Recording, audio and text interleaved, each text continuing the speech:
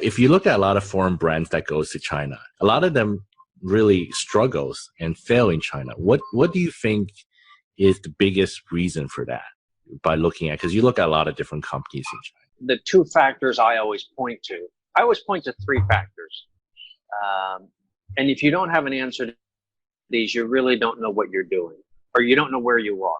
Like number one, if it's a consumer thing, like what's the demand? How stable is it? People are all talking about Luckin Coffee right now. Is it going to compete with Starbucks, their business model? My question is always like, dude, do Chinese consumers even really like coffee? It's not clear to me they do. Right. You got to figure out the demand question first.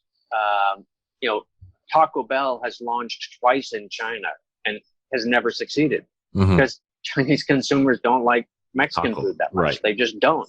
Right. It's not that popular. It's like if you ask your friends, hey, you want to go to get Mexican food or you want to get hot pot? We're all going to hot pot, right? Because everyone loves that. Right. Nobody wants burritos. So one, you got to get a picture around the consumer demand, which can be stable. It can change quickly. Chinese consumers do change really quickly. What was cool 2 years ago is not going to be cool this year, right? They're very dynamic.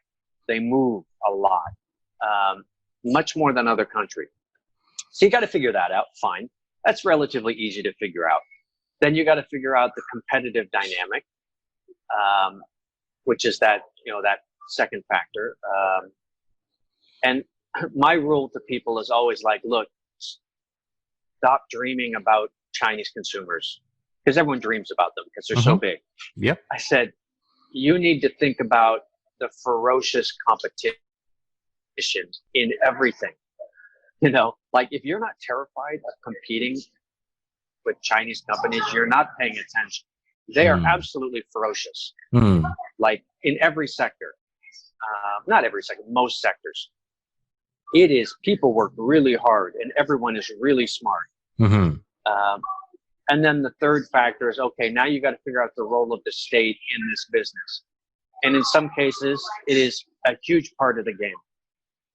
And in other cases, it's not that big a deal. Right. But you got to have a clear answer to those three questions. Right. And that's sort of what that second book was about. And then my standard question for any foreign business is, okay, tell me what you're bringing to the table that a domestic company doesn't have. And don't tell me that you have a lot of money and that you work hard and you're really smart. Right. Because that's not going to do it. Right. Now, if you tell me, well, we have we're offering degrees from a university in the West with the campus in China. Okay. That's powerful because that foreign degree is very hard for a local company to replicate. Right. If you're telling me we have high quality milk out of New Zealand, great, because that's actually very hard to replicate. And Chinese consumers really care about that. Actually, Chinese moms really care about that. Yes. So you got to have a great answer to that question. Right. But if your thing is, hey, we're going to open a local restaurant in Shanghai, it's like, dude, good luck with that.